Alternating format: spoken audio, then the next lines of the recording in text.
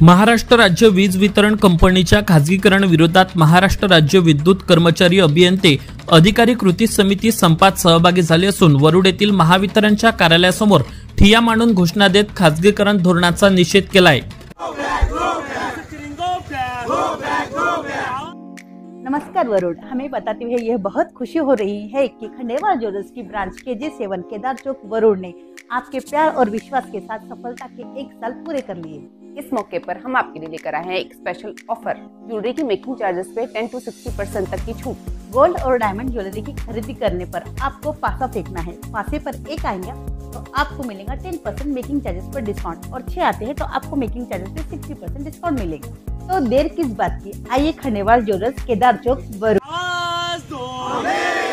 ऊर्जा मंत्री होश में आओ, होश में आओ, होश में आओ, होश में आके बात करो, बात करो, बात करो। बात तो तुमको करनी होगी, करनी होगी, करनी होगी। न्याय तो तुमको देना होगा, देना होगा, देना होगा। न्याय तो तुमको देना होगा, देना होगा, देना होगा। कशासाठी हा संप या ठिकाणी तुम्ही पुकारलेला आहे? वीज कर्मचारी अधिकारी अभियंता कृती समितीने दिनांक 9 पासून 72 तासाचा संप पुकारलेला आहे। संपामध्ये प्रामुख्याने जे काही कंपनीचं या शासनाचं धोरण आहे, या वीज उद्योग खाजगीकरणाच्या माध्यमातून खाजगी भांडवलदाराच्या घशामध्ये द्यायचा, त्याच्या विरुद्ध हा आमचा संप आहे।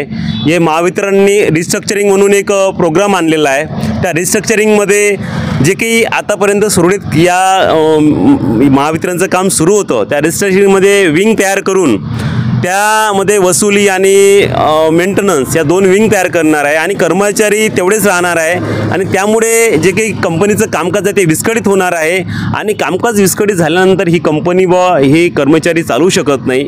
या उद्देशातून त्यांना पॅरलल लायसन्सी समांतर वीज वितरणाचा परवाना देऊन हा वीज उद्योग खाजगी भांडवलदाराला द्यायचा आहे। त्यानिमित्त आमचा हा संप आहे आणि आजचा संपाचा दुसरा दिवस आहे। यामध्ये महाराष्ट्र राज्य विद्युत वितरण कंपनी, महानिर्मिती, महापारेषण या तीनही कंपन्यांचे हजारो कर्मचारी शुक्रवारी 00 तासापासून तर आज आता 10 तारीख आहे, आमचा संप सुरू आहे आणि संपाचा हा दुसरा दिवस आहे। आमच्या विविध मागण्या घेऊन आम्ही प्रशासनासोबत अनेक वेळा वाटाघाटी केल्या, चर्चा केल्या, परंतु प्रत्येक वेळी चर्चा ही निष्फळ ठरली।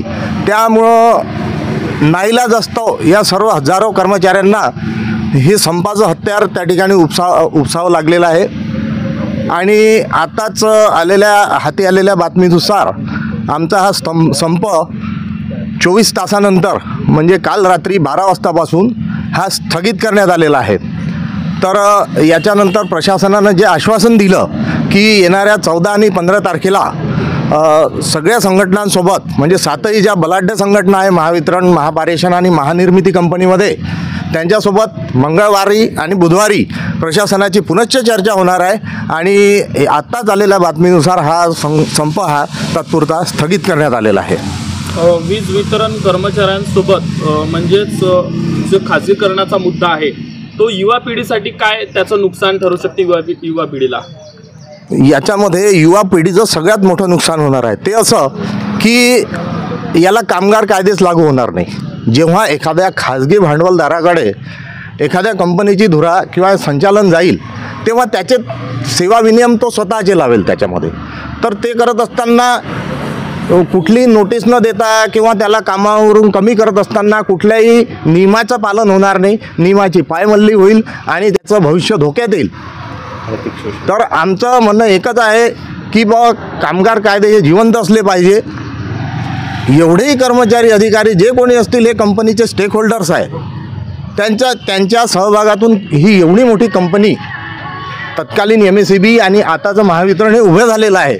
त्यांनी आपला घाम गाळून रक्त सांडून हे एवढं मोठं इन्फ्रास्ट्रक्चर उभं केलेलं आहे।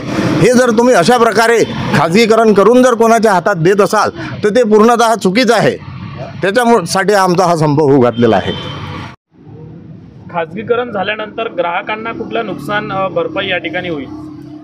खाजगीकरण झाल्यानंतर काय होणार आहे, जर खाजगीकरण झालं तर ग्राहकाला जे आज वीज स्वस्त दरात पडत आहे तर ती एक महागड्या दरात त्यांना वीज घ्यावी लागेल आणि त्याचा त्रास म्हणजे इथल्या स्थानिक जनतेवर किंवा अनेक लोकांवर त्याचा प्रादुर्भाव पडेल. अशा प्रकारे जर खाजगीकरण झालं त्या विरोधात आम्ही इथे उभं झालेलो आहेत आणि त्यासाठी आम्ही इथे संप केलेला आहे.